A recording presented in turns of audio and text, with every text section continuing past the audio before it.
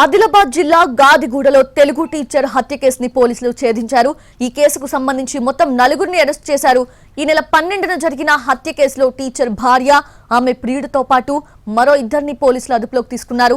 Schools reopen రోజు Gajender bike పై బడికి వెళ్తుండగా అర్జుని కోలాంగూడ శివారులో ప్రియుడు మహేష్, సుశీల్, కృష్ణ కొట్టి చంపారు.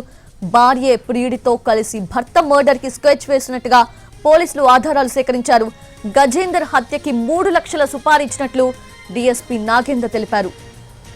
మేడిగూడ కేలో తెలుగు పండితుడిగా పనిచేస్తున్నాడు. అతని భార్య విజయలక్ష్మికి మరియు మహేష్ అనే వ్యక్తికి దాదాపు 7 సంవత్సరాలకి వెళ్ళి లవ్ అఫేర్ ఉన్నది. విజయలక్ష్మి మరియు మహేష్ నిజామాబాద్లో డిగ్రీ చదువుకునే సమయం నుంచి వాళ్ళ మధ్య లవ్ అనేది ఉంది.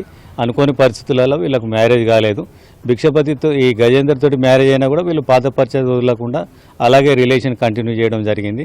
ఇది పెద్ద వ్యక్తుల దృష్టిలో, ఎల్డర్స్ దృష్టిలో కూడా వచ్చి వీళ్ళను పిలిచి విజయలక్ష్మిని కూడా మందలించడం జరిగింది.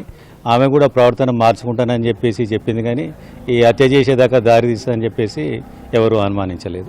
విజయలక్ష్మి మహేష్ తోటి ఫోర్స్ చేసింది. ఆయన ఎట్లాగూ ట్రాన్స్ఫర్ మేడిగూడకి వెళ్ళి నాన్నూరుకు ట్రాన్స్ఫర్ చేసుకునే ప్రయత్నాలలో ఉన్నాడు. ట్రాన్స్ఫర్ అయితే వీళ్ళ సంబంధం కంటిన్యూ కాదని చెప్పేసి ఎలాగైనా ఈ వారం లోపల చంపాలని చెప్పేసి నిర్ణయించుకున్నారు.